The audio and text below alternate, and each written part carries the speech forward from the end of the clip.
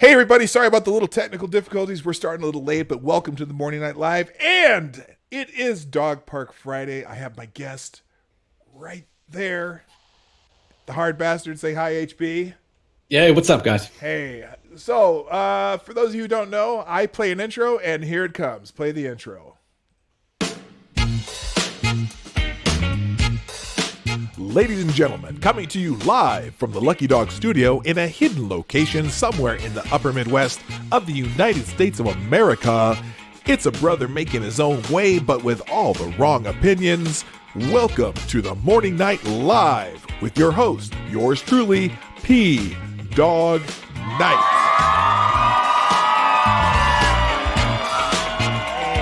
And stop the music. Go. Welcome to the Morning Night Live. I'm your host, Dawg Knight, here with you on my usual Monday through Friday program. But today it is Dog Park Friday. I got my guest, one of my favorite YouTubers out there who talks a lot about corporate media, and that is HB up in the corner. Oops, that corner. I got to point the right way. Up in the corner there, also known as the Hard Bastard. Welcome to the show, HB. Yo, thanks for having me. Appreciate it. So today we're not going to change up too much for those who are here on the regular basis, but there's a whole bunch of new people in the chat. Probably came over to see you, HB, but that's okay because sometimes you got to do that. You got to see what your favorite YouTubers are doing. But I do like to say good morning. I got a few new people in here. Looks like Math Physics Nerd, Rolling Bear, Necrosol Collins, Dogfather Entertainment, and let's see. I don't know what that says. D something Freighter Watcher, okay. And, yeah, DI Freighter Watcher. Yeah, and Kevin Duggan. Oh, and we got the bells ringing already. Looks like I got a new subscriber. That would be Tim Higgins. Thank you very much, and so welcome to the show. So what do we normally do on this show is we talk a little bit about the news. We like to find out what people are going to be talking about later in the chat or later in the day by checking out Twitter trends. And then we'll just chit chat at the end. So good morning, everybody. Also, just to let you know, the show is sponsored by you in the chat. You can help us out by sharing, by hitting that little arrow down below there and sharing. You can hit the like button. And also we do super chats, but not through YouTube because I'm not big enough yet. So we do have a Streamlabs link down in the description down below. I also put, since HB has been so kind to be my guest today, I also have his Streamlabs link down in the chat below. So first, let's just for my guests who may not know a whole lot about HB.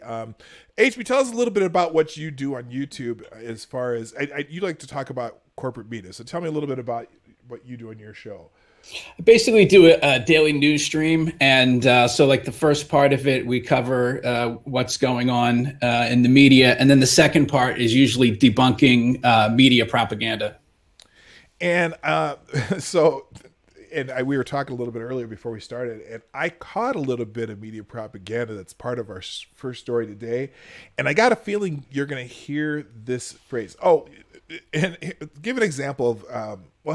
Let's talk about what you mean by media propaganda, as far as when they tend to use common themes through different media outlets. So let's take one example. So this week, President Trump shared a video. I'm sure you know what I'm talking about here, of Nancy Pelosi. Yeah. And what was the obvious? It must have come out of Nancy Pelosi's office because everyone was using the same word. What was that common word they all use? Yeah, sexist trash. And as far as the video though, what was the doctored. I was laughing my ass off. Yeah. All morning. On every outlet, doctored video. It sounded like they were talking about James O'Keefe. Yeah. Although with him it's deceptively edited. Yeah, they use that for him. So do you have any other examples of the week of things that you find that different outlets are saying that are absolutely like a common theme, almost as though the DNC wrote their talking points and gave them to the media? Yeah, the one where like I could understand if one outlet thought that Bill Barr said something contrary to Mueller and that the statements that they've made were contradictory. I could buy that one outlet could make that mistake, but the idea that all of them are coming up with the same narrative that Bill Barr lied, and Robert Mueller during his press conference denounced Bill Barr and basically called him a liar. Now, if you actually watch the press conference, he praised Bill Barr, and then later, this is what's so unique about this story. Later, Barr's office and Mueller's office put out a joint statement. First, before that, Mueller's office released the transcripts of the comments, hoping that that context would allow the media to correct itself. That, of course, didn't work. So then they come out with a joint statement and saying that these are not contradictory statements. And then the media takes that and says, hey, look, this proves that we're right. It's insane. And so, yeah, this week, that's probably one of the bigger narratives that is complete bullshit. Well, and on my show yesterday, I went back all the way to the summary letter, the 4-page summary of the report, and we went through it line by line. And what was interesting too, they all said, "Oh, yeah, he mischaracterized the 400-page report." Yeah. Now, 3 times in that 4-page letter, it said specifically that it wasn't a summary report; it was a summary of the conclusions of the report. And, even in that report, it was almost exactly what the report said. Okay. Yeah. They aren't going to charge anyone else with any crimes related to collusion or conspiracy with Russia. And then the other part was, what was the other part they said? Because exonerate him and the obstruction part. It specifically said it wasn't exonerating him. It wasn't charging him with anything. It wasn't exonerating him. They were not going to make a decision, and they left it to the attorney general. But everyone's saying, "Oh no, he lied. He lied. He said they exonerated." No, Trump said he was exonerated. Yeah. Bill Barr said no such thing. What do you make? Also, what do you make of that? When Mueller spoke the other day, and he said, what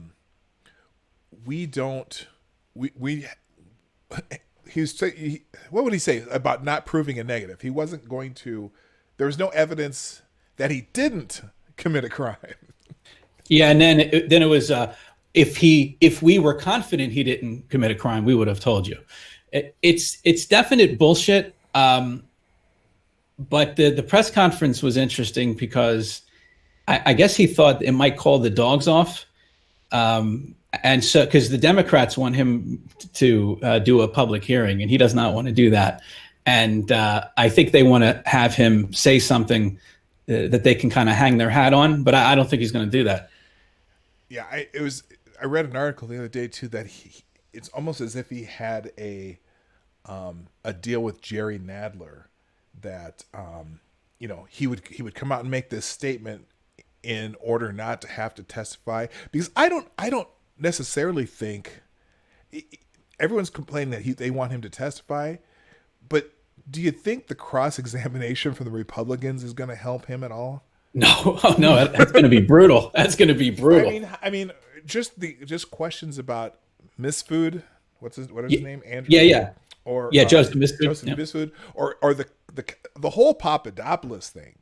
Yeah, is what it was, which I'm curious about, because someone the other day, I think he was on your show, where the reporter said something about Papadopoulos's contacts with Russians. Oh yeah, and he didn't have any contact with Russians. No, in fact, there were people. It was FBI people and Downer from Australia. Yeah, Misfood. What Russians did he have contact with? I'm not aware of any actual Russians, like real organic Russians, and people that were not sent. The other Russian was Vesnitskaya. That wasn't with Papadopoulos, but as far as Trump campaign people meeting with, quote, Russians, and then it turns out she's sent there by Fusion GPS and admitted in court that she used the talking points from Glenn Simpson, who runs Fusion GPS. Well, yeah, she met with them before and after. Yeah. She had the meeting. It's like, okay. It's hilarious. So yeah, who's actually has contacts? How's the reverb on the stream? Is there? Someone's. We have a little audio problem there. It might be I have this up too loud. Hang on a second. Let me fix that. Sure. Let's see. Drop the desktop audio down. All right. Well. Okay. Okay, well, we'll just go with it. I haven't quite, for my normal regular audience, I'm self-taught on all this stuff, so adjusting things doesn't always work. So I'm just going to leave it the way it is. Yeah, no problem. So anyway, this morning, as I mentioned to you before we came on, I was on Twitter, and well, here's the big news today, and I'll use the, we'll do the. Hang on a second here. Let's see. I'm gonna use this. I'll use a share screen here with you, so you know what I'm going through here. If I can figure out, okay, share screen, and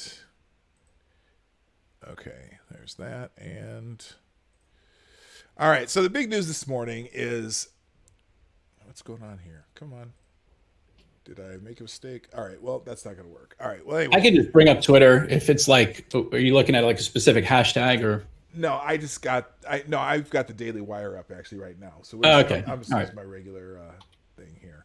All right. Sure. So breaking Trump. This is from yesterday. Breaking Trump takes major action on Mexico to stop illegal immigration. President Donald Trump announced that the United States is slapping Mexico with massive tariffs for not stopping the flow of illegal aliens into the United States, and that tariffs are going to steadily increase until Mexico fixes the problem. On June 10th, the United States will impose a 5% tariff on all goods coming into our country from Mexico until such time as illegal migrants coming through Mexico and into our country stop. Trump tweeted in all caps. I love how Trump tweets. Wait. I sort of love how Trump tweets. Sometimes I wish I'd take his phone away. Anyway. Their reaction, though, is always priceless. The media's reaction. It's the hair on fire from everywhere, every corner of the globe is fantastic. Yeah. The tariff will gradually increase until the illegal immigration problem is remedied, at which time the tariffs will be removed. Details from the White House to follow.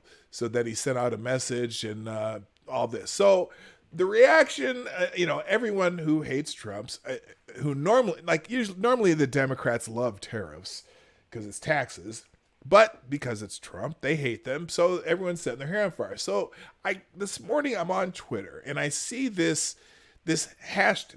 One of the trending things was the Dow Jones, and I'm thinking, oh, what happened to the Dow Jones? And it all pointed to this article on the Hill. Dow futures plummet after Trump announces New Mexico tariffs. The Dow futures dropped more than 200 points on Thursday after President Trump announced plans to impose tariffs on Mexico until the flow of immigrants to the southern border's U.S. cause. Now, what is the key? We talked about this already, but what's the key word in that headline? Yeah, plummets. Plummets.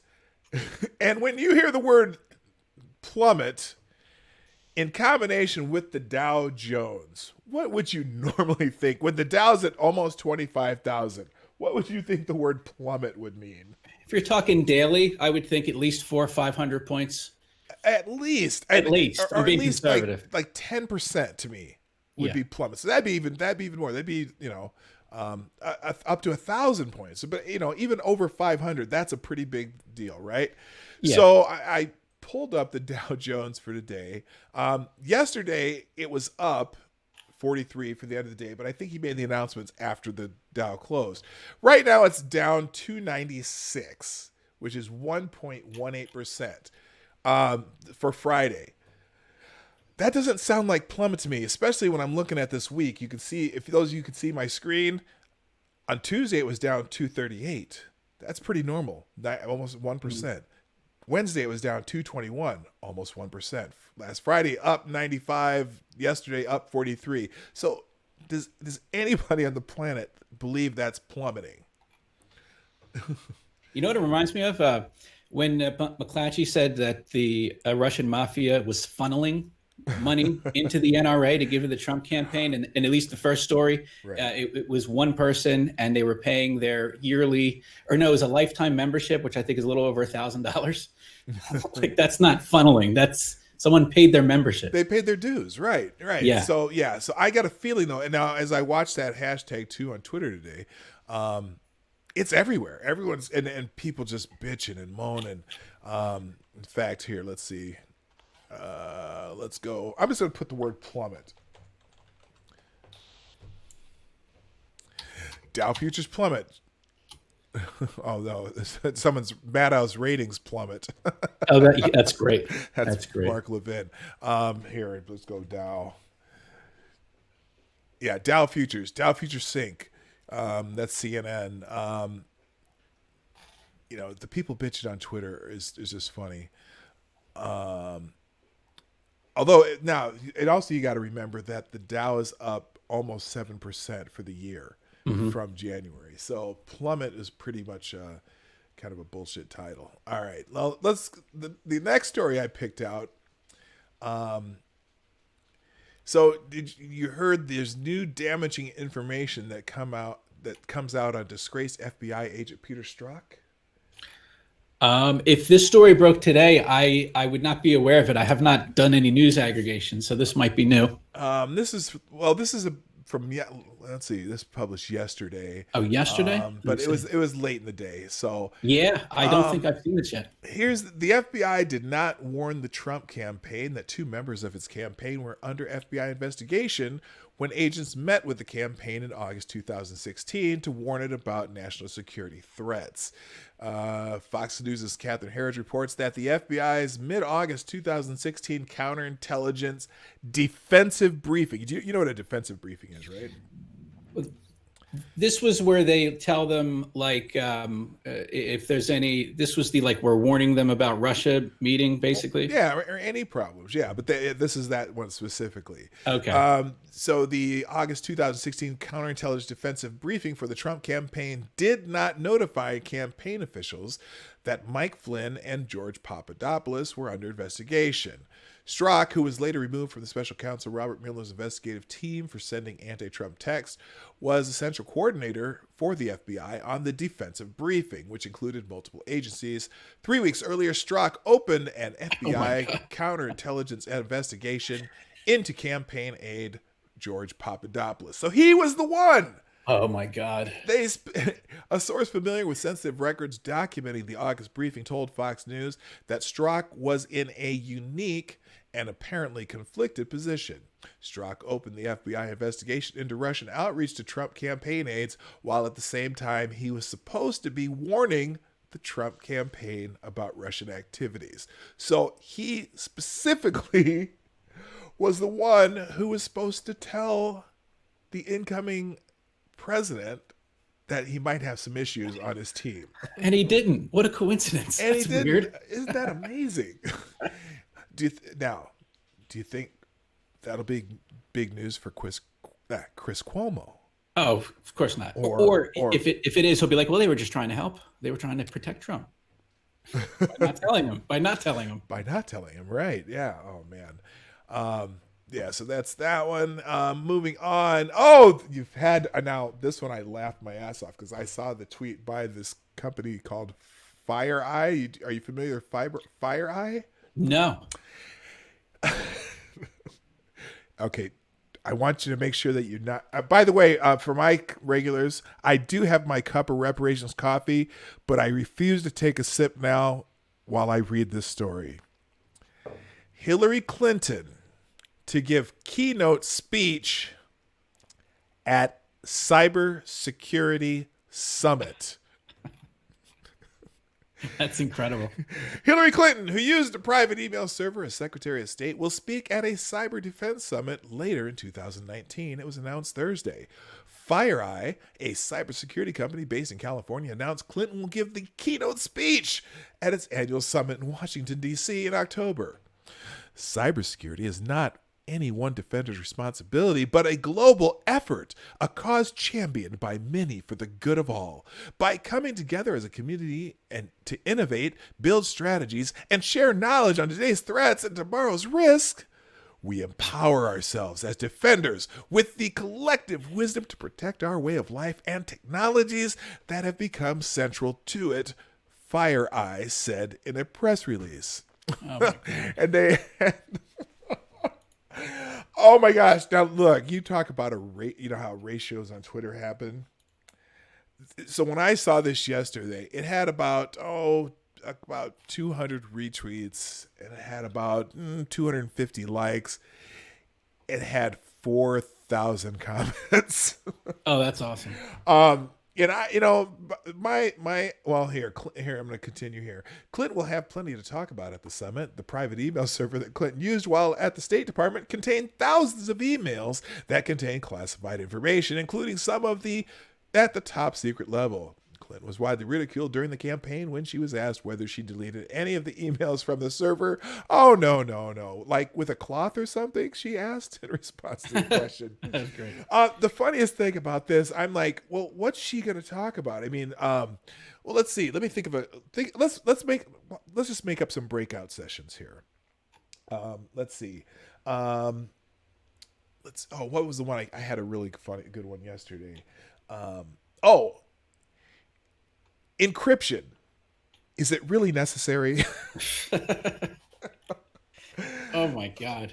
Maybe she can like explain how they got the classified information into the email. I'd like to hear that one. That's always a question that I've had. Well, that's the number one. So I say this all the time because everyone who doesn't want to talk about this subject always says, well, but her emails. But this is not an email scandal. It never was. That's the thing. It's a FOIA scandal because she was keeping her communications outside of the reach of government oversight. Yeah. And it is a classified information handling scandal. It has nothing to do with her emails. If she really had emails about yoga and grandchildren, no one gives a shit. Yeah. But the fact that, what you just said, how did she get the top secret, the special access programming, all the stuff that you'd have to see like in a skiff? How did she get that on her computer? Yep. And go ahead. Yeah, so when I first, in the beginning, like with the story, I thought this was about, like she just was like, I'm not going to be bothered, so I'm just going to forward classified emails to what's convenient. But it really wasn't convenience because that's not how it works, apparently. You have to deliberately go and get the classified information and then put it into the emails. So why would you do that? And why would you purposely, because that's not something you would do if you like don't give a shit. If you're like lazy or you don't want to be bothered, you're not going to deliberately inconvenience yourself. So why would they do that? I don't know. I don't know what the information was necessarily, but it's very interesting. Well, and the thing that's happening right now too. So the Trump administration is resisting having people come that are under subpoena to testify before Congress. There's a gentleman named Brian Pagliano. Does anyone remember him? Yeah, I'd like to hear from him. That would be. I'm pretty sure he was under. Did he ever testify? I don't believe so. Yeah, and what was he under? What did Congress do? That they asked him to testify? No, they put him under subpoena. And he ignored the subpoena. He's never testified. And he set up her computer system. By the way, I got a Streamlabs super chat from Corbin Golick. Corbin, is that my normal Corbin? Is that my guy? Anyway, the anti-Trump crowd are frustratingly inconsistent. Well, thank you very much for the $3 there, Corbin. Appreciate it. Also, by the way, super chats, if you absolutely have to have something heard, I do super chats through Streamlabs, which is in the description box down below. Also, HB's super chat, Streamlabs link is in the description down below. You can send them to him. In fact, I'd be happy if you send him some just as a thank you for coming on the show today. So, I just want to respectfully disagree. You've been very supportive to my channel. So if people sent you super chats, that would be absolutely awesome. You're a huge supporter of the channel. I really appreciate it. And I thank you though for the gesture. I do appreciate that. Well, I appreciate you coming on. So, my pleasure. Anyway, so Hillary Clinton at any kind of cybersecurity event it's almost a contradiction, right? Yeah, it is. Yeah, absolutely.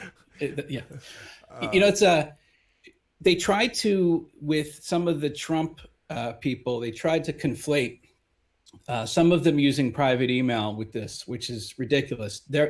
So apparently you have to, if you use private email for business, this is of course with non-classified information.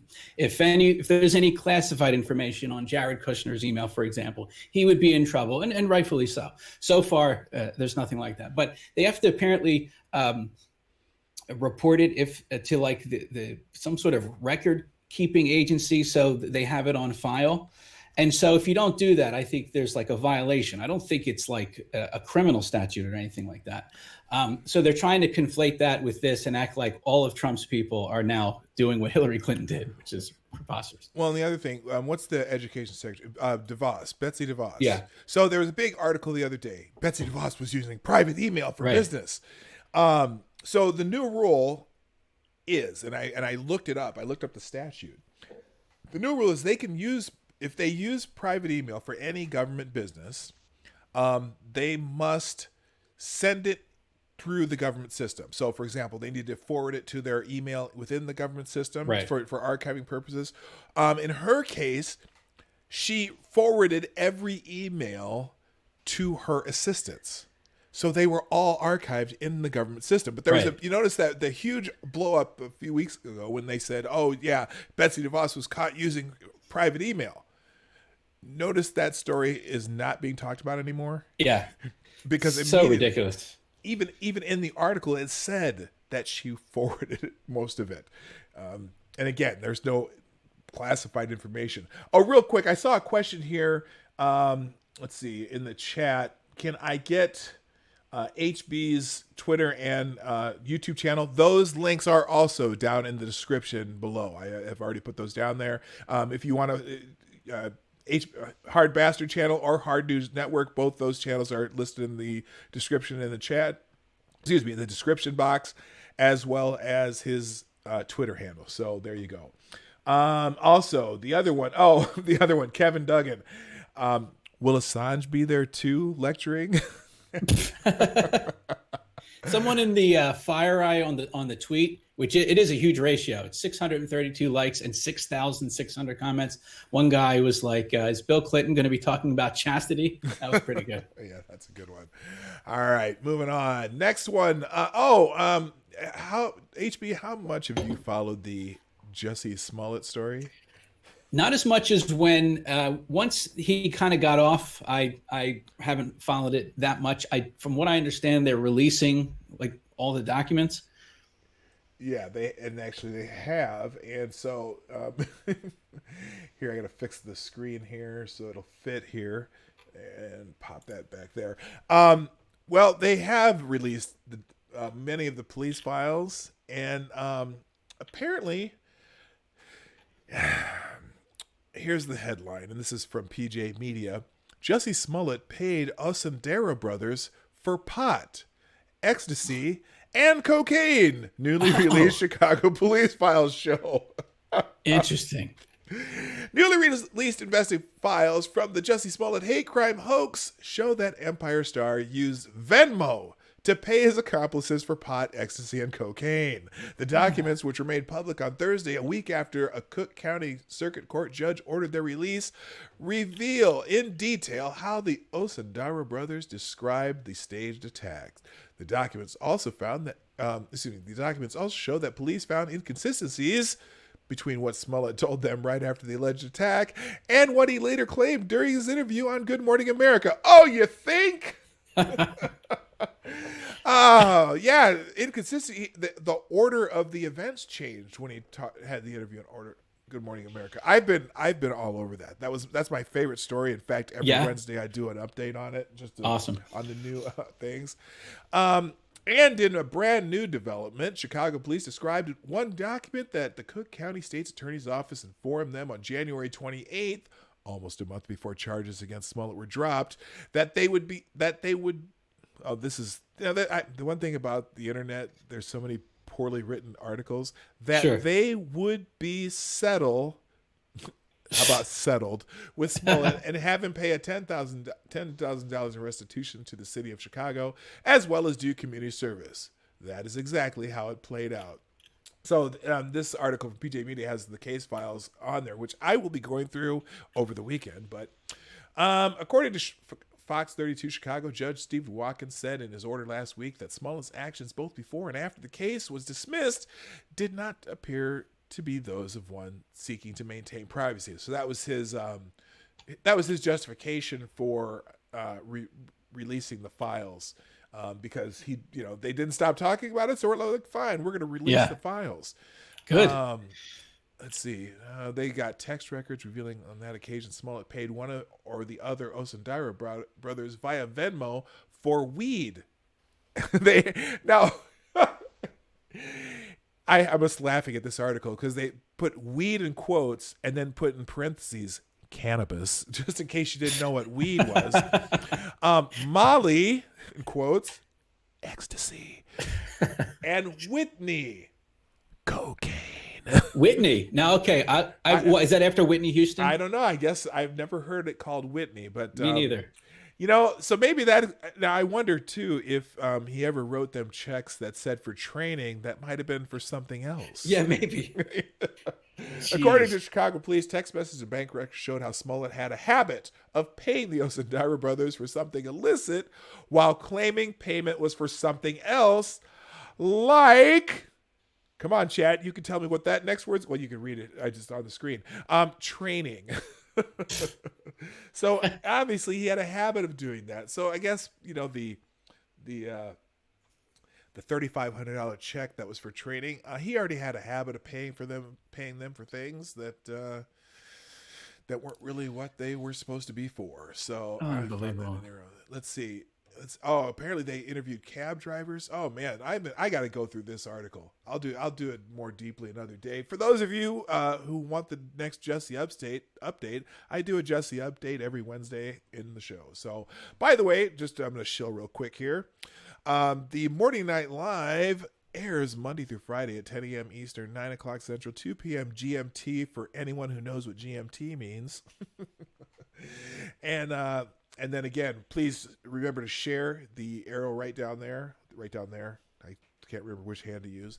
The share button, hit the like button, and we do super chats through Streamlabs. Links are in the box down below. All right. Kevin Duggan. It's a black thing. You wouldn't understand. American Express black. Yeah. I'm a black thing, so I understood completely, except for the Whitney.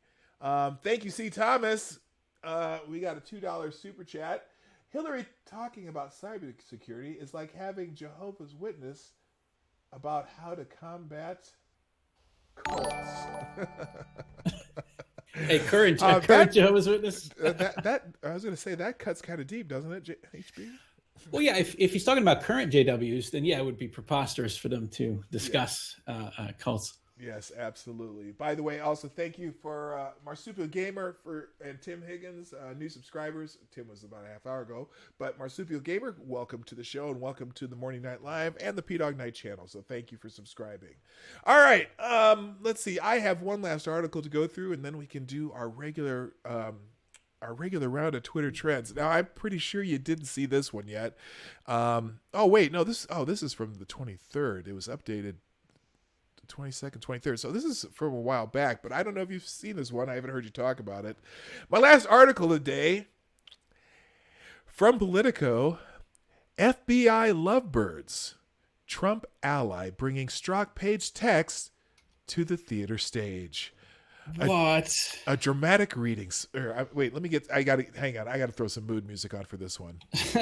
Hold on. You won't be able to hear it, but Mike.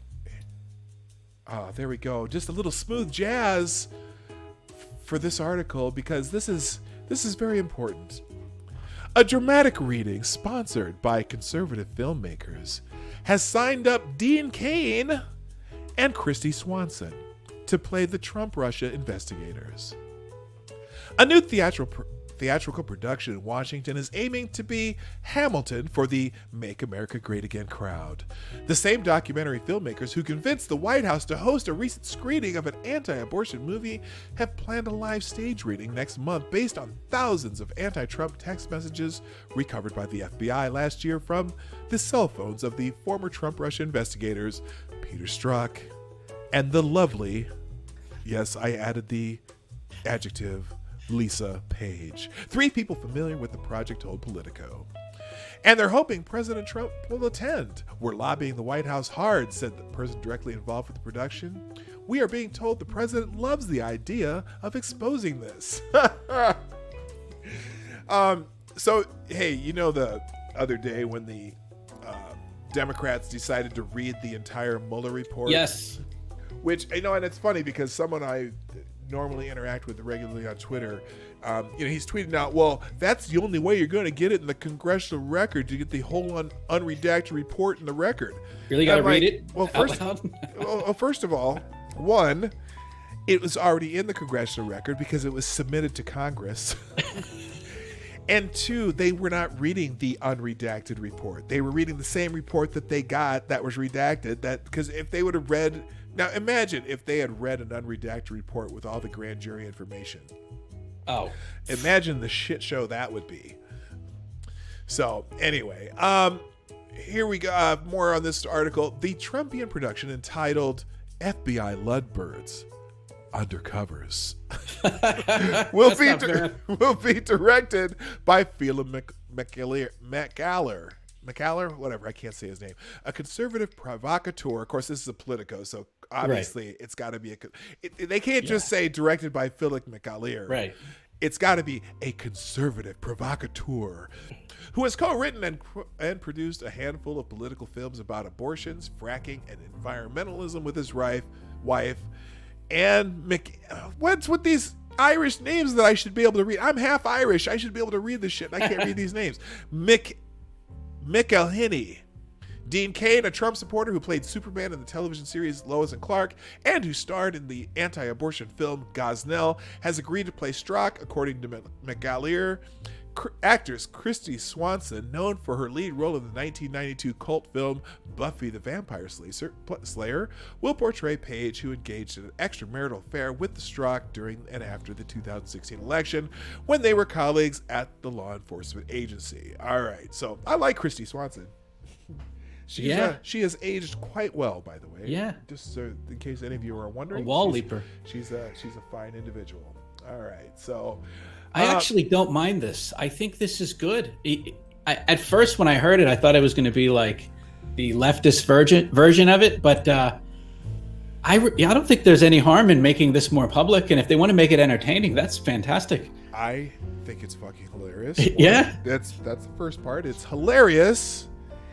And number 2, you know how few people actually know about this. It's funny because I laugh because, you know, being of my right of the center persuasion, and I listen to a lot of different voices, I see the mainstream media, but I also see people like you. I see people like A.J. Goodman, Tim Black, sure. Even Jimmy Dore, as far as the Russia stuff, is really good. Oh, yeah. But I listen to people from a pretty wide perspective of opinions. But if you talk to just any normie around, they have no idea what you're talking about when they start talking about this. Mm-hmm. Speaking of which, did you happen to see Trump before he got on the helicopter yesterday? Did the kind of impromptu press conference? Yes. So here, I'm going to look this up on YouTube because here and how that was described. Let's see. Oh, the CNN one.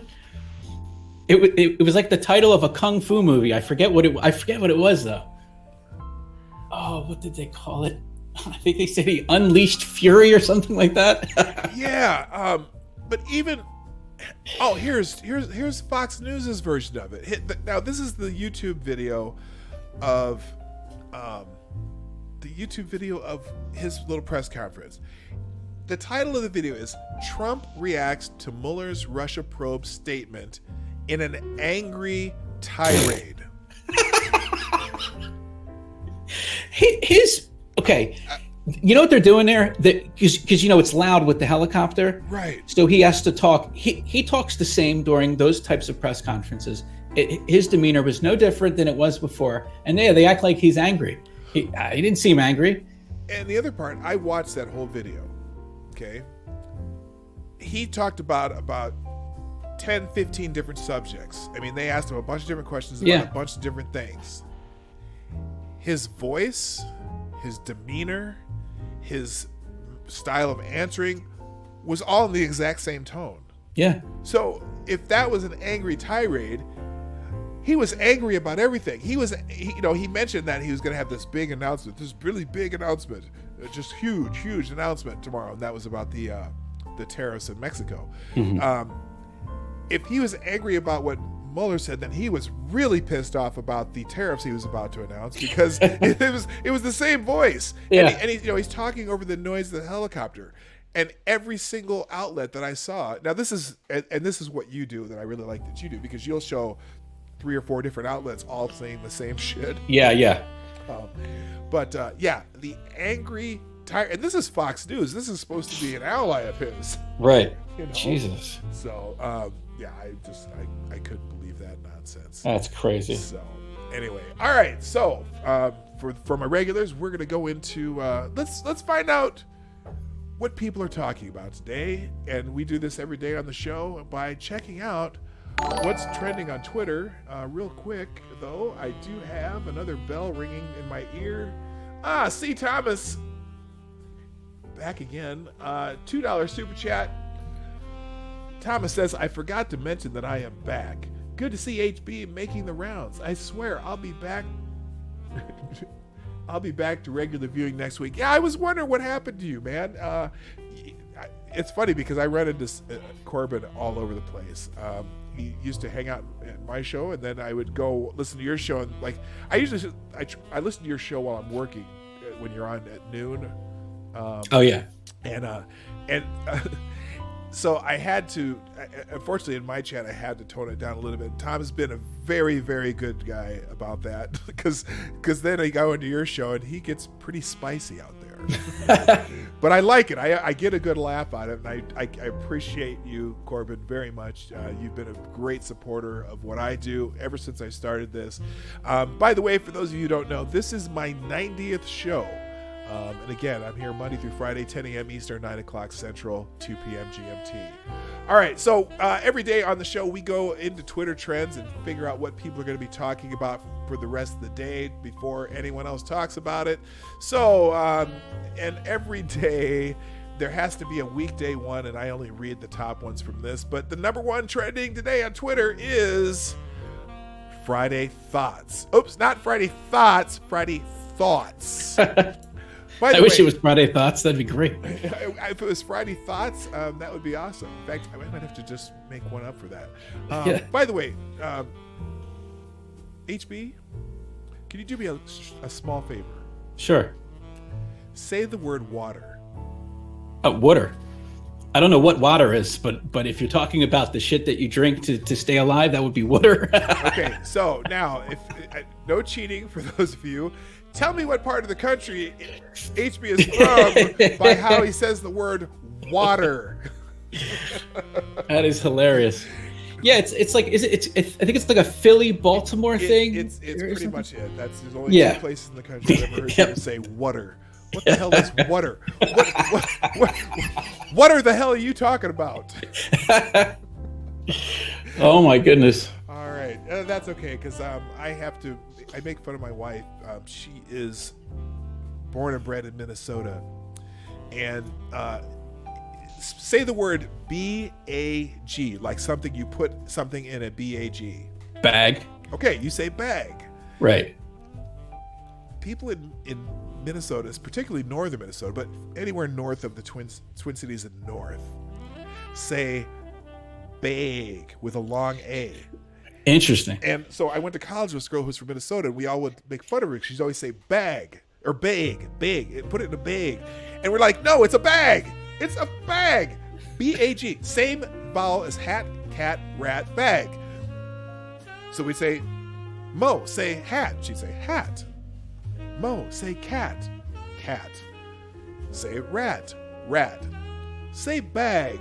Bag. So anyway, that's wild. Yeah, I travel a lot throughout the United States, so I've heard all the quirky things. And unfortunately, I've been in Minnesota for so long that I've started to get that Minnesota kind of like boat, instead of boat. It's a boat. Boat. Anyway, all right, Friday thoughts. First Friday thought, the top one. I only read the top one. Oh, hey, it's your friend and mine. Ted Lieu is on the top of Friday thoughts. Now I'm gonna tell you what he's replying to first. Jim Sciutto, who is co-anchor CNN Newsroom, CNN national security correspondent, says Barr makes this clear today. He didn't simply misinterpret Mueller, he overruled him. We didn't agree with the legal analysis. It did not reflect the views of the department. It was the views of particular lawyers, and so we applied what we thought was the right law. So that's what Jim Sciutto saying. And Ted Lieu, the top Friday thought of the day is from Ted Lieu. Hey, Bill Barr of the Justice Department. The whole point of the special counsel is that a lapdog to POTUS, and that means you, is not the person who should analyze presidential misconduct or crimes. That's why it's the Mueller report, not the Barr report. Friday thoughts. This is so retarded. Barr's allowed. It's his fucking job. He's allowed to do it. I love when they try to act like, well, actually, I think most of the public doesn't get how a lot of this works. This is kind of like when Kamala Harris was asking Barr a question, and Barr smirked, are you kidding me? Do you not even understand how this shit works? That's kind of like this. So I guess this is from the CBS interview that Barr did. I haven't watched that yet. Probably. Yeah, he's completely allowed to do that. I mean, they can say, hey, I don't agree with that. What Barr said is that the special counsel could have made a charging decision. And there's but in any case, it's funny. All right, let me see if I can find one good Friday thought before we move on. But that's the top thought of the day from everyone's favorite congressman. Oh my God, Ted Lieu. Anyway, let's see if we can get something a little more inspirational. Here we go. Happy Friday. You'll have good days, bad days, overwhelming days, too tired days, I'm awesome days, I can't go on days, and every day you still show up. Okay, so that's that's my favorite Friday thought of the day. Moving on. What's number two? Number two, National Smile Day. Are you smiling right now, HB? No, I was previously, though, when I was reading Lou's tweet, because it's hilarious. Yeah, he's okay. There's a lot of pictures of animals that look like they're smiling. Oh, a little peanuts thing. Oh, I should probably put this on screen so you can see. There you go. It's National Smile Day. That's all. Happy National Smile Day. Wake up today and do one thing that makes you smile immediately. Drink a hot coffee, stretch, and compliment a stranger. You know what? I always say saying something nice to someone you don't know is a great way to bring a smile to someone else's face. So there you go. We're not going to do Friday motivation number 3 because I already did one Friday thing today. Friday number 4, Walt Whitman. You're familiar with Walt Whitman, the author? Not really, but I've heard the name because there's a bridge in Philly. Yeah, so he's well, he's a poet and an author, and apparently he was born 200 years ago today, so he's trending on Twitter. Let's see. In line after line, Walt Whitman, who was born 200 years ago today, walks along the sea, breathes it, smells it, swims in it, sits by it, bathes in it, listens to it, sails in ferries and steamboats on it, talks to it. Sea salt. That's he's a famous poet. Anyway, so if you're not calling him racist, that's good. Oh yeah. Well, they didn't say Walt Whiteman. Oh, right. They said Walt Whitman. All right, so that's number 4. Number 5. Oh, boy. Resign Trump, resign. This one is resign or be impeached. Yeah, I saw that. Trending number 4. If you're familiar with JT LOL, he's a funny right of center. The guy who gets these Trump resign or be impeached hashtags going is this Scott Dworkin. Yes. Yeah. So Scott Dworkin Republicans, just tell Trump to resign or be impeached. America's had enough of this unhinged. Oh, God. Nobody should be talking about unhinged less than Scott Dworkin. Unhinged, illegitimate maniac. Retweet if you agree. Anyone silent about Trump's crimes. Crimes. Needs to resign immediately. So every Republican in Congress except Amash. Fuck Amash. Hey, for my regulars, can we give a FTG for what's his name? Justin Amash, the guy who, the Republican who says impeach Trump. Let me get an FTG in the chat for Justin Amash, please. A bunch of pathetic accomplices. So JTLOL. Oh, so JTLL replies that these hashtag grifters are funny. Apparently, Scott Dworkin somehow makes money off of all these retweets he gets for whatever this is he does. I don't know. Interesting. Redhead Libertarian, the fact that resign or impeach is trending shows that America has no clue impeachment needs a 2/3 majority from the Republican-led Senate to pass, because we all know he ain't resigning. She just is laughing her ass off. Yeah. So, yeah, that's the other thing. Okay, you guys can please go ahead, waste some more time doing something that's not doing anything for the country. Although, here's the thing, and I like to say this all the time. Anytime the government shuts down or they spend time on impeachment, is time that they're not spending passing more stupid nonsense. Yeah, that's true. So for me, please waste as much time as you possibly can, and maybe in the process, maybe you can repeal some laws that we don't need anymore. All right, after that, we're going to skip Flashback Friday. Thomas Rhett. Who is Thomas Rhett? And why is... Okay, he's some musician. I'm going to skip that one. What else? Navarro. Oh, this is Peter Navarro. Number 8 is Navarro. I thought maybe it was Ann Navarro. Oh.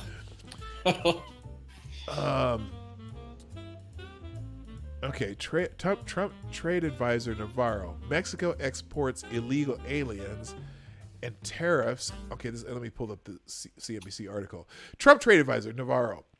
Mexico exports illegal aliens and tariffs are linked to national emergency.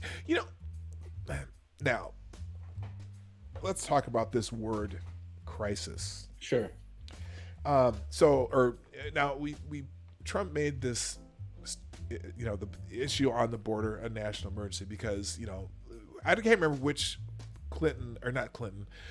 which Obama official was saying, when we were talking about whether it's a stress on our systems is if there's less than 1,000 people a day coming across, we're okay. If it's more than 1,000, then we're in a crisis. And right now that number is like 4,000 a day. Yeah. So, but here's the only problem I have with the word crisis is that anytime a politician uses the word crisis is a time that they can pass some bullshit. Yeah. Oh, absolutely. One of my favorite clips I like to play too is Mueller talking about WMDs, just to remind people who Mueller is. That was a crisis. And so the crisis then got us the Patriot Act. AOC likes to talk about the crisis of climate change. And what bullshit did she come up with? The Star Trek Green New Deal. Yeah, the Green New Deal. But anyway, so let's see. Tariffs are linked to a national emergency. President Donald Trump's trade advisor, Peter Navarro, on Friday said that Trump's threat of new tariffs on Mexico came in response to the country's export of illegal aliens and tied the move to the president's declaration of a national emergency at the southern border. If you look at it from an investor's point of view and a corporate point of view, what we have in Mexico is the export, one of their high exports, of illegal aliens, and it's a criminal enterprise, Navarro said. Navarro's comments, the first public defense of the president's move from a top trade official, came during an interview on CNBC's Squawk the Street. So people are bitching about, I think his name's Peter Navarro, isn't it? I think so. Yeah. Peter Navarro, yeah. Yep. Bitching about him. Did you hear that, speaking of illegal aliens, who was there was that congresswoman that on the floor of the House was saying, apparently she's an immigrant from somewhere, and she was saying that calling people illegal aliens is an insult because we are not ETs, we are not from some foreign place. Oh my God! No, I didn't see that. Anyway, so I went and looked up the statute, and apparently there's a whole section in the United States criminal or whatever. What do they call it? The criminal code, not criminal code, but that the term is officially illegal aliens. That's incredible that they take. It's really like a tactic to just try to get people to accept the narrative about open borders. No person is illegal or whatever. Yeah, it's nuts. So anyway, so let's see who's bitching about. Is anyone bitching about Navarro? Oh, here we go. This is sick fascist talk. Oh, I love when they throw that word out. Completely insane economic thinking. We've had growing regional humanitarian and refugee crisis. We've had growing regional humanitarian and refugee crisis to our south. Trump administration inflames it into conflict. Who's inflaming the crisis? I mean, am I missing something here? How is he inflaming the crisis? I don't know. I guess just by talking about it and not agreeing with them. I mean, I don't really, or daring to try to do something about it. Yeah, I guess the tariff. I don't know. Who knows? Okay, Paul Nealon. You know who that is? Yeah, he was removed from Facebook, I believe. Right. So apparently people are very angry because apparently Laura Ingraham put him on a list of people who were censored by social media. And so apparently I don't know much about him other than is he some kind of white nationalist or something like that? Yeah, they call him that. And I think he ran for Congress. That's pretty much what I know about against him. Paul Ryan, right? I'm not sure here who it is. Was it Paul Ryan? Okay. Yeah, he tried to run against Paul Ryan. So, okay, this says, again, Nealon is a raging anti-Semite who posted about how Hitler, Jesus, and Paul Nealon were all fighting the bankers. Oh, my God. Oh, my God. Jesus? Oh. Jesus is fighting the bankers? Yeah, I guess so. That's a spicy take. So anyway, Media Matters, everyone's favorite organization. Oh, of course. Excuse me, everyone's favorite non-profit organization. Oh, of course, yes. Has a story. Laura Ingraham defends white supremacist Paul Nealon as one of the prominent voices censored on social media. Yeah, he got kicked off of Facebook, Twitter. He got kicked off of Gab. Oh, he did really? Damn. Yeah, apparently he doxed somebody. Oh, okay. So he got kicked off for that. But so let's see, Alex Stuckey. I'm not completely sure why people are talking about Paul Nealon, but I surely hope it's not to debate whether or not he's a white supremacist, because he is. And I do not use that phrase flippantly. He also has the IQ of an empty desk drawer, and that's someone on the right. Nobody likes Paul Nealon. Paul Nealon's a dickhead. But I think she was just pointing out that people are being censored. So even Jake Tapper got in the mix. Just a reminder that Paul Nealon is a racist. And if you're defending him, that's what you're defending.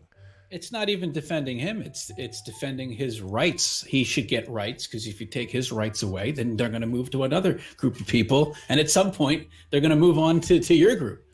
Right. Ridiculous. So on my screen, I put up one of his tweets where he put, is it Harry that got married? Who's just got married? The Prince Harry, right? Yes. Meghan, whatever. And he put he's a dickhead, but still, you're allowed to be a dickhead. Yeah. But he's reprehensible. Let's see. Thomas Rhett. Oh, that's a singer. Don't care. Father of 7. Oh, Tower Records. Why is Tower Records trending? Are they closing?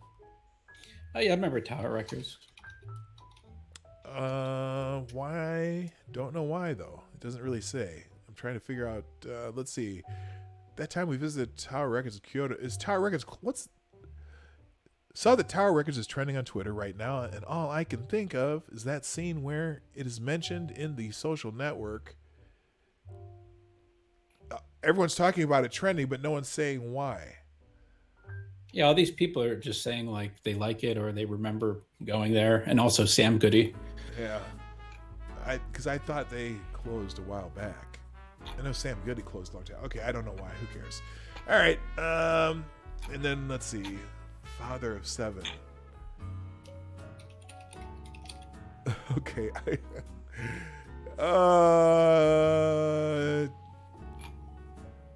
Ooh, what is going on here?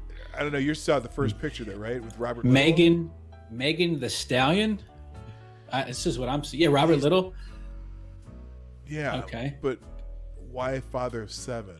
Is that Megan? Oh, he's a father of 7. I guess he's dating Megan the Stallion. I've never heard of her. I know. That's that's a pretty interesting picture of her, though. Yeah, it looks a little plasticky, but yeah, I wouldn't pass. The green hair always is always a warning sign, but but lots of pictures. Lots of pictures of that. But okay, we don't know why. You got some research to do here. That's right. Figure out. Julian Fleming. Do I even care? No, I don't. That's sports. National Spelling Bee is trending though. Wait a minute. Oh yeah. What the? 8-way tie. Not 1, not 2, not 3. There were 8 co-champions awarded as the winners of the 2019 Scripps National Spelling Bee. Wait. What is that? I'm looking at this. After 20 competitive rounds, 8 contestants were declared co-winners of the event. The judges rewarded each of the so-called Octachamps with individual cash prizes. Why? Now, I know they've gone more rounds than 20 before, but why can't you have one winner? And can we have one that I can pronounce their name, please? Yeah, they're like, I think all from like India. I guess they're very good at spelling. I don't know. Like, the Asians are very good at you know what, spelling. Though? Here's the thing, and I would be fine if there were one winner of Asian descent. I don't care. Congratulations to those 8 kids, but one of those kids got to be saying, what the fuck is this? Yeah, it's ridiculous. 8 people won. How's it possible? I've seen when they've had co-champs before, but I just don't. Oh my God. Anyway, you got to play it out. Come back the next day. Right. Okay. All right. Let's see if once I get down to this many, I'm gonna just see if there's any that I care about. Oh, George Tiller's trending. Why? That's an abortion doctor. Is he the one who got killed? 10 years ago today, abortion provider Dr. George Tiller was shot and killed while serving as an usher in his church. He was the 8th abortion provider to be murdered by anti-abortion terrorists. A threat on his legacy and cost of anti-abortion violence. This is by Laura Rankin. I don't care. Take it easy, Corbin. I see you're heading out of here. Goodbye. Have a good day. I don't care what your position is on anything. I don't care how much you disagree with things. Nobody should be killed. Okay? Yeah, don't kill people. Can we all agree on that? It's like the lowest bar, but yes. Don't kill people. Don't kill people. Whether you're, I don't care if it's about abortion or the Republicans playing baseball or, the cop. Don't kill people. Okay, that's. I don't even know if I need to say more about that. But what's the Gosnell dude too? Don't do that either. Yeah, no, that was. Oh, good God. Anyway, rest in peace, George Tiller. You didn't deserve to die for what you do, but some people don't approve of that. So Dr. Tiller's there. Okay, so that looks like that's it for the trends on Twitter today. So you get an idea what people are going to talk about. I'm pretty sure we're going to be hearing about tariffs today. Probably, yeah. And so what I really, and I guess I'm really curious about how that's going to play on, say, the Young Turks or other things like that. Let's see. Oh, now I do have one other article here. Hang on a second. Let me check my bell. By the way, while I'm, let's see, that was from 15 minutes ago. Thank you, Francis Lancer, a new subscriber. Welcome to the show. Welcome to the Dawg Knight channel. Also, ladies, if you're new here, I see there's quite a few new people in the chat and whatsoever. While you're thinking about it, do me a favor. Right below, down here, the share button, that little arrow, you can share this out. We share out on Facebook, Twitter, Tumblr, Reddit, even LinkedIn. They even have a LinkedIn link when you hit that share button. Also, please hit the like while you're thinking about it. And if you are not subscribed to the channel, hit subscribe and click that little bell, because then you'll get notifications when we're on. But if you even don't do that, I am here Monday through Friday, 10 a.m. Eastern, 9 o'clock Central, 2 p.m. GMT. So thank you for being here. All right. Now, I did get an article here. Just one article from Kevin Duggan. Thank you, sir. It's a story about manipulating elections.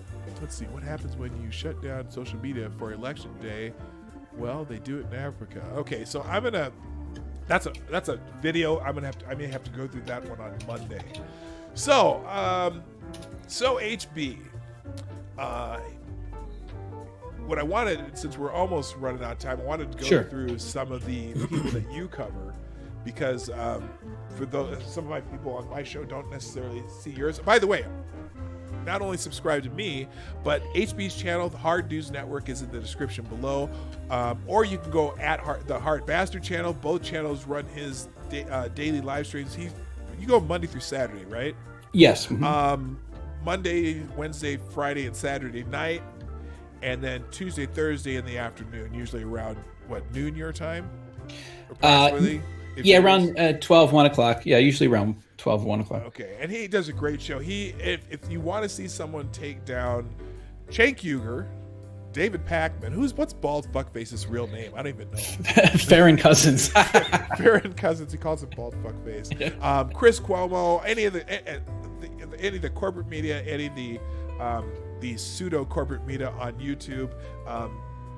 HB does a great job of analyzing and just basically making fun of their sorry asses. So make sure you subscribe to one or both of his channels. And Don Lemon. Yes. Don Lemon. Are you familiar with John Ward? No, John Ward. John Ward. You might just want to subscribe to his channel. He called Worst Journalist of the Year, Don Lemon. His line is, Worst Journalist of the Year, Don Lemon. Worst Journalist of the Year. I think I've seen that before. I think I don't recognize the name, but I am familiar with that line. It's a very good line. Yeah, he's hilarious. He's hilarious. Anyway, so let's talk about some of these people that you'd like to talk about or analyze on your channel. So what I was gonna do a lightning round. We'll try a lightning round here. Sure. Because I wanted to say, who do you think are the worst of the worst? But we'll go through some names and you can kind of tell me what the quirk they have is, or what is it that makes it easy to describe what they do. I'll just put it that way. Sure. To be gentle. So why don't we start with Don Lemon? Don Lemon is he's like very gaslighty. He's very condescending.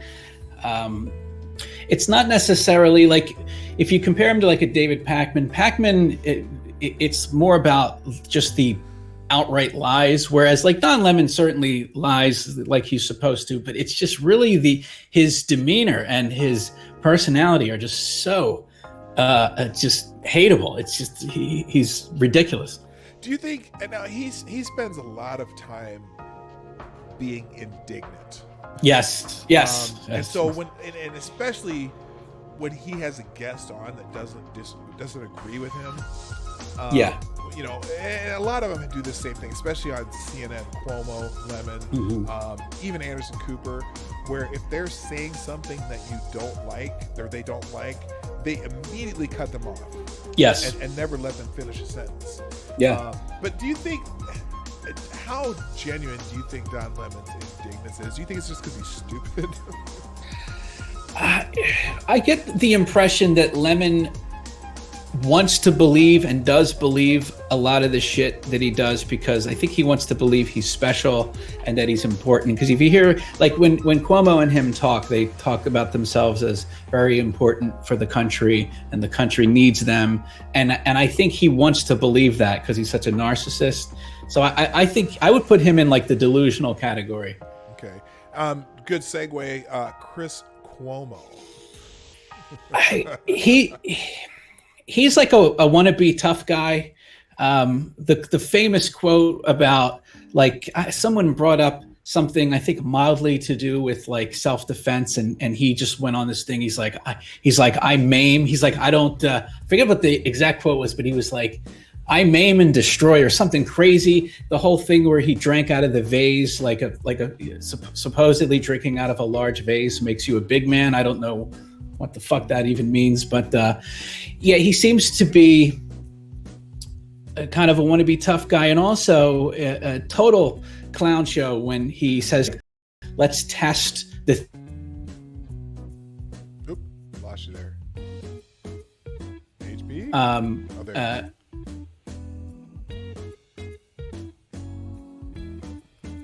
Oh, it looks like I lost you there for a second. Let's see. Oh, can you hear me now? Yeah, I got you now. All right, let me. You got me now? Okay. Yeah. Okay. What part did it cut out on?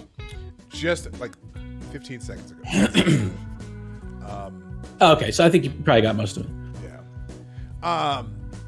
You know, he's also in hot water because apparently there was someone. He was responding to a tweet about a woman who was talking about why she carries a gun. Yes. And I'm trying to find it here. And he said something about something. This is America. And she only in America. Only in America. Yeah, and she is a former victim of sexual assault. Yeah. And that's just crazy. And so he's gotten raked over the coals on Twitter for that. And then let's see. Now you don't do a lot of Anderson Cooper, but let's stick with CNN for now. Sure, I might start doing more of it because it seems like on his show they're having him act really crazy on the last segment of the show. I think it's called The Ridiculous, and I think they're trying to maybe do their version of edgy, which is just total cringe. And he did that clip where he was making these crazy faces while a Judge Jeanine clip was playing. So yeah, he's I don't really have a ton on him. He's obviously a propagandist. I think they're trying to do anything they can to get viewers, and I think they're going to try to like change him up and have him be more edgy, at least at the end of the show, which is going to be hilarious. Did you see his interview with the Facebook lady? Yes, that was wild. Just advocating straight for censorship for things they don't like. Just could not understand why they wouldn't take that down. Incredible. I mean, very scary. That whole thing, for those in the audience, Trump retweeted this video of Nancy Pelosi stammering, and she does that all the time. Now, the one video that was actually slowed down was kind of funny, but it was meant to be a joke. Yeah. But the video that Trump retweeted was just a compilation of her making these little stumbles within the same speech. Yeah. So there's nothing, the word doctored. Of course, yeah. It wasn't doctored. It was just a compilation of different things she did. And Anderson could not understand why Facebook would not take that down. Why would they take it down? Was it, even if it was deceptively edited, right? It's still, it's just people putting stuff out there. So if they're gonna take that down, are they gonna take down the any video of Trump saying they're animals? Right. It's the same thing. That was one of the, that was taken completely out of context. Yep. Or even now, let's even go back farther. When Trump was announcing his run for president, he said the word, what was it? They're rapists. Yes. Okay. Now, and I've been trying to get people to understand the difference between there and there, Mm-hmm. and his was there, THEIR, because he was in a sentence of listing things that Mexico was sending over the border. You know, they're this, and then they're sending this, they're rapists, and this other stuff, as in THEIR. Now, everyone clipped that out of context, trying to make it saying they are rapists. Right. And they still use that to this day. Yeah. Now, is Facebook going to take every instance of that down for being fake news? It's incredible. They just want it to be their side. Their side gets to speak. All of their critics should all be censored. It's wild what they're trying to get away with. Yeah. So let's go. How about some of your favorites on MSNBC? Let's start with Joy Reid. Joy Reid is in a state of hysteria at this point. She's advocating when she has Congress people on. She's advocating for them to impeach Trump for any reason, and she seems like she's a bit panicked. And I don't know why. I imagine it's probably just to try to save her job. Maybe there's something else that I'm not aware of, but she definitely, she's just grilling Democrats. I like watching them eat themselves, but she's grilling Democrats. Like, why aren't you impeaching Trump? And also the whole thing where the election can't possibly be won because of Russia, so why don't you just remove him now? It's amazing. I don't mean to go off on a side, but let me ask you something about the Russian interference real quick. It was just a quick question, because I've been asking this question over and over, and nobody seems to have the answer. And I haven't seen anybody even try to answer this question. Sure. So the claim is that Russia interfered in the election, and I don't care if you're just talking about the Facebook ads or whether or not they hacked the DNC. Right. Have you seen anywhere anyone try to quantify the results of Russian interference? No, as far as what part they changed the election? How many votes did they change? How many? Oh yeah, no. No, they don't do that. Have you ever seen any of these people ask that question? They all they just make a broad statement. A lot of people say, "Oh yeah, Russian hacked the election." I saw someone today that the only reason Trump is in office is because the Russians, the Russians. The Russians interfere. They put you in. The Russians put you in office. Yeah, ridiculous. Okay, tell me how they did that specifically. Yeah, they can't, because half of those Facebook ads. They did spend $140,000 on Facebook ads. You know what? The Facebook ads were the closest they ever got to actually trying to do this. But when you actually look at the ads, half of them ran after the election. Some of them didn't show at all, and the ones that did show before the election were about multiple subjects. Black Lives Matter. Some were pro-Trump, some were pro-Hillary. I think Jesus, arm wrestling Satan. So the idea that they had any effect, it's like they haven't proven it. Some of them say, well, look at how close Wisconsin or Michigan was. Okay, they were close, but that's not evidence. Just because it was close, that's not evidence that those Facebook ads in any way change anything. Yeah, and my personal favorite was the Buff Bernie coloring book. The what? The Buff Bernie coloring book. Did you see that one? No, I didn't see that one. Yeah. They had one like a Buff Bernie coloring book, like a coloring book with Bernie Sanders, all jacked up. No, I did not see that. Yeah. That oh my God. Too. All right. How about everyone's favorite on MSNBC, Rachel Madcow? I tell you, she's really a good propagandist. She's excellent at it. A good propagandist is I don't really cover her that much because it takes so long to actually do an entire segment, because it really reminds me of the Jehovah's Witnesses at the meetings, the tactics they use where she'll do the same thing. She'll let's say she's talking about I don't know, something about the Deutsche Bank server. She'll start the episode with a 20-minute documentary about the KGB in 1959, and it's boring as hell. And it's to kind of, the reason they do this is to get your mind susceptible for the bullshit they're about to feed you. And she's really good at it. As far as anything else, I think it's pretty much with her. I think she gets paid, what is it, like $30,000 a day or something crazy like that. I think the position that she's in, that she makes so much money that I don't know. It's hard to determine if some of these people believe what they're saying or they're just doing a job. It's difficult to tell with her. I mean, I think she's probably partially an ideologue and goes along with it. But I don't really have as strong of a read on her, as she's a little more difficult to read like that than, for example, someone like David Pakman, who I think is basically an actor. Yeah. Well, she just spends a ton of time painting a picture. Yes. And so she gets this very elaborate photo in your mind going, yeah, and then she drops this thing where it goes, oh, well, that fits into the picture you painted. I don't know if it's an actual photograph or if somebody just painted that from memory, but it fits in there somehow. Yeah. Or she does it like they had her do. She has this podcast apparently where it just goes through like a rereading of the entire Nixon saga.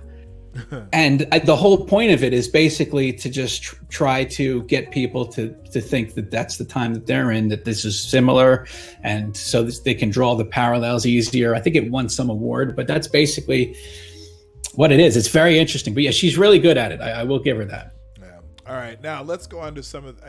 There's more. Sure. Oh, who's the dude? He's on MSNBC a lot. He's not a anchor, but he's supposed to be the national security expert. Oh, Malcolm Nance. Oh, Malcolm Nance.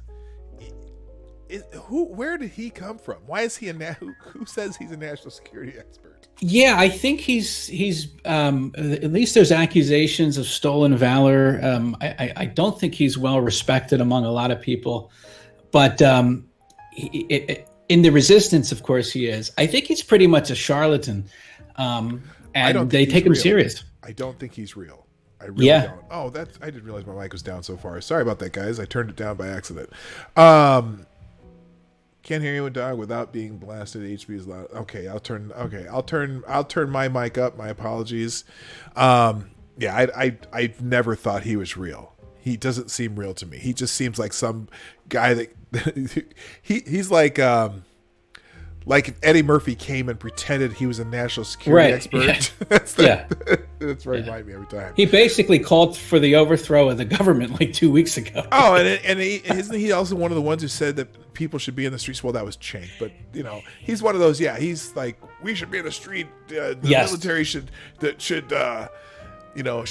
disobey and put Trump in handcuffs, whatnot. I don't know. He said ISIS should bomb one of Trump's properties. He's absolutely out of his mind. Right. All right. Now let's get to the wannabe corporate cucks. Everybody's favorite, Cenk Uygur.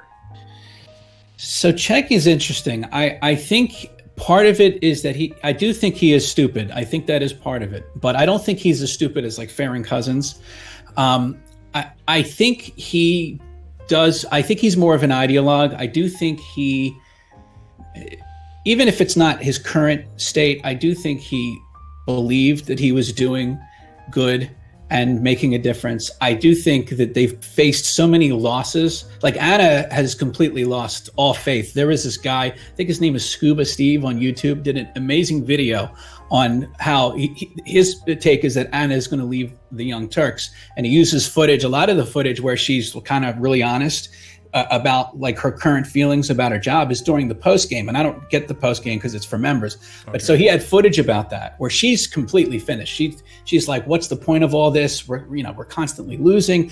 And I think Cenk is now in a situation where now that I think his business is on the line, he has to believe it, because if he doesn't, then, he's going to have to face the fact that his business is failing. How the hell did he burn through $20 million? I have no idea. With what? I mean, they have the same set. They've got to have the same producers. They're not going out and doing any original reporting in the street other than Cenk and his cell phone doing the fat fuckhead videos, Yeah, there was no replacement for On the Ground with Sheridan. I mean, I guess technically it's the girl, I forget her name, Hannah is no, that's not. I don't think her name's Hannah. She does on the ground stuff, but they rarely have her on the main channel. It's kind of like a side thing. I guess they do it to try to pretend and court the grassroots progressives. Yeah. Yeah. And I don't know that they paid Sean King that much, because he hasn't done anything, has he? No, I haven't seen him on there in a long time. I mean, they made that big announcement that he was going to join the Young Turks, right? And then after that, nothing. And remember, when they paid Numiki all that money, that was crowdfunded. That wasn't part of the $25 million. So, right, and they're still begging for subscribers and things. Yeah. All right, you mentioned Anna, and Anna does kind of seem like she might be on her way out. What about Anna? Anna's. Yeah. I'm going to tell you. I think Anna's a true believer. Yeah, I agree with that. I think that I think she's confused as to like. I mean, she gets so much criticism online, and rightfully so. I think it's warranted, and I think that I do think she kind of internalizes it as if like this is all just people attacking her, but it's not. People just don't like liars, and whether she is a true believer or not, she is lying. Just like when I was a Jehovah's Witness and I was knocking on people's door, I was still lying to them, even if I believed what I was saying. It was still not true. So yeah, I think the pressure is definitely getting to her, and I think she'll probably leave after the election day 2020. I do think she'll stay till then. Even if she wants to leave, I think Cenk will talk her into staying, because they need election day. I think because if Cenk is somehow proven right, I think he at least thinks that that'll change things and it'll give him credibility and people will watch. And I just don't see how it would be possible for that to happen. Oh, but when he's proven wrong on election day, I can't wait to see it. Oh, I know. It's going to be amazing. It was glorious the last time watching him just get, more effort. Yeah. Yeah, that's true. But the other thing it's interesting about Anna is lately, especially, I mean, I would say in the last 6 months, you can see exactly when she's disagreeing. For a long time it was they were just sycophants for each other. But all of a sudden, Anna has all these times where she actually says things that you go, oh, she actually contradicted that a little bit, or almost like you can see her face sometimes when Cenk says something really stupidly outrageous. Yes, and Anna's just looking at him like, would you shut the fuck up? Yeah, the best thing I saw, I think it was in that Scuba Steve video. And I tell you this, I base this off of, even, I don't believe Cenk and Anna have ever had any sort of romantic relationship. I know some people do, and that's fine. I mean, who the hell knows? But one thing about women is if a woman, whether she's your friend or in a relationship with you, says what Anna said to Cenk, you're in trouble. And what she said to him was, sometimes I question you, like whether or not like I'm a true believer in you. She said that to Cenk, and I was my jaw dropped. That is when a woman says that to you, it's over. The relationship's over. Whether it's a friendship or it's a romantic relationship, you have a few months left to try to fix it. Like you're completely done, and that was stunning. I could not believe she said that to him. That is incredible. I missed that one, but yeah, I think you're absolutely right. Those are words that means you want to start singing. Guess it's over. Yeah. Call it a day. Yeah. Sorry it had to end this way. No reason to pretend. We knew it had to end someday. Yeah. Yep. And then the Denise Williams is right following that up. All right, then the last two we're going to talk about. Let's go to bald fuckface first, because a lot of people do. Before I saw you start doing critiques of him, I had no idea who he was. But Farron Cousins, aka bald fuckface. Yeah, I think he's the stupidest of all of them. I really think he is just absolutely. No. He's in Mensa. Oh, right. Yeah, apparently somehow in Mensa. It's hard to, it's difficult to get a read on him as far as what he actually believes. I think he does believe it. I don't. It doesn't strike me. He doesn't strike me as disingenuous like David Pakman. I think he's just like he's delusional. He'll like I did the video where Mike Papantonio, who I think is not that bad, honestly, interviewed him on RT, which is hilarious. Like Farron talks all this shit about Russia. He's on Russia Today, being interviewed by I think it's his business partner, Mike Papantonio. And Mike Papantonio is rightly pointing out how hysterical the media was about Russia. And Farron's just like agreeing with him, like, oh, yeah, that was crazy. I'm like, what's your entire 2 years of work has been hysteria over Russia. And so also, you know, the interesting about he's like a very angry little man. He's constantly angry. He's constantly like always calling people stupid. That's, I think, another kind of like indicator. He's constantly talking about Trump and anyone in the Trump administration or Trump voters as stupid. He's always referring to people as stupid. I think he's a little insecure there. Do you think the anger, though? The only thing about him that I've noticed, I don't know that the actual anger that he constantly portrays, I don't know if that's genuine. I think that's pandering to his audience, or at least trying to. That's how he tries to emphasize things rather than him actually being angry. Do you ever get that sense? Like more like kind of like like he's indignant but like outraged. He's like trying to feign outrage at like how crazy this story about Trump is, and you know, I'm sick and tired of it. Yeah, that's certainly possible. You know, I mean, who's the ESPN guy? Oh, Keith Olbermann? I think he's just trying. I sometimes I think he's almost trying to, you know, give that Keith Olbermann vibe. Super indignant and always mad. And if you don't like it, I just can't tell you what I gotta do because this motherfucker should not be president. Yeah. You know, the whole. Yeah. So, I wish Olbermann would come back. I wish. Oh my God. I love Olbermann. He's just a laugh a minute. He was amazing. All right, and then the last one that you spent a lot of time with and a lot of time on, David Pakman. So I think David Pakman is the most disingenuous of all of them. I think he will say whatever he needs to. I really think he's trying to get a job. I think he's about career advancement. He'll say whatever he has to get into the good graces of corporate media. I think that if they offered him a job, he will gladly take it. And so, because when Trump got elected, the content of his channel changed. He wasn't like full-blown rabidly anti-Trump before the election. He was kind of like a Kyle Kulinski, you know, certainly a lefty, but not a propagandist.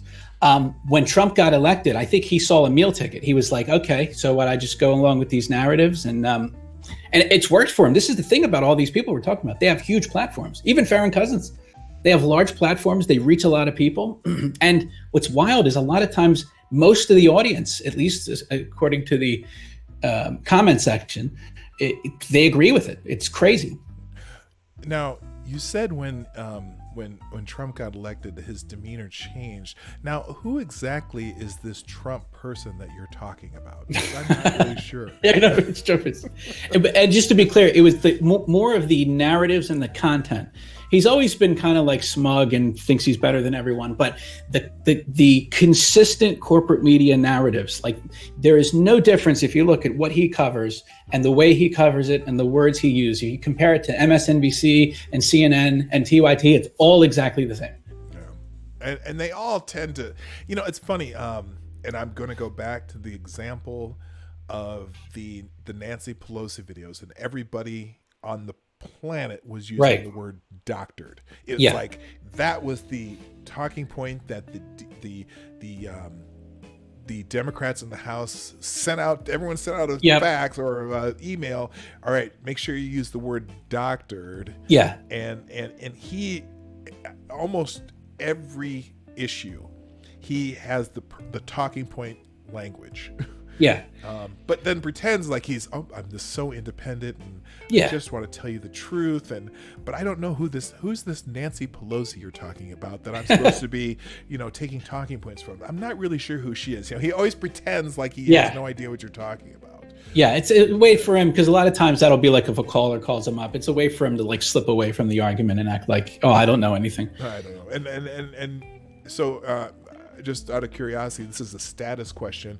Any chance that debate's happening anytime soon? Oh, I doubt it. It's funny. Past about 2-3 weeks, he's been complaining about how no one will debate him. But of course, it's only people who he can suck off and get some sort of publicity off of, like Dave Rubin, Ben Shapiro, which is hilarious. It's like if I made a video where I was like, I wish Mike Pence would come on the show. Oh, are you kidding me? These people, they're big platforms. They don't owe David a debate, and like he won't debate certain people, but he will only debate people that will help, in his career advancement. Right. I'd much rather see him debate you or somebody like Devin Tracy or something like that. Somebody who doesn't doesn't listen to his bullshit. Yeah. Or that he doesn't, like some people, like I think Tim Pool, and I like Tim Pool, but I think Tim's major mistake with Pacman, which he's still making, is that he thinks Pacman is having a good faith discussion. Oh, that's a huge mistake to make. Never seen that with him. So, all right. Well, so for those of you who aren't familiar with HB, that's go definitely subscribe to his channel. His channel information is in the description box down below, either on the Hard Bastard channel or the Hard News Network channel. He's also on several other forms of social media, just in case YouTube decides to screw with him more. Yes. Did you ever work out that thing with The Atlantic, by the way? No, they just completely ignored it. And fucked us for 3 months. So that's basically. But all your stuff came back up. You got your live streaming back. But we're back. Yeah. Mm-hmm. If you want archives of Hard Bastard show, they'll be on Twitter, not on YouTube. He usually takes those down off of YouTube just so they don't fuck with him anymore. But definitely you can find the archives of his show on his Twitter feed, which is @HardBastard. Again, that is down in the description box down below. But hey, man, I really appreciate you coming on today. That's my pleasure. I got to call it a day, but sure. This has been awesome. It was a lot of fun. Yeah, absolutely. Remember, chat, if you haven't already subscribed to my channel, hit the subscribe button below, hit the bell. Also, make sure if you're not subscribed to Hard Bastard, subscribe to him. And just so you know, the Morning Night Live is here Monday through Friday, 10 a.m. Eastern, 9 o'clock Central, 2 p.m. GMT for those people in other parts of the world who knows what GMT means. And that's it for today. I am Dawg Knight, and I am out of here. Thank you. Goodbye. Hey, this is Dawg Knight, and I want to thank you for joining me today on the Dawg Knight channel. Before you go, if you like what you saw and you're not already subscribed, please make sure that you hit the subscribe button down below, and definitely click that bell that pops up afterwards so you'll be notified when I post new videos or when we go live. I broadcast my live show, The Morning Night Live, Monday through Friday, 10 a.m. Eastern, 9 o'clock Central, and 2 p.m. GMT. A special thanks to all supporters of this channel who share our videos on social media and who make donations through our Streamlabs link in the description below. Thanks again, and until next time, I'm Dawg Knight, and I'm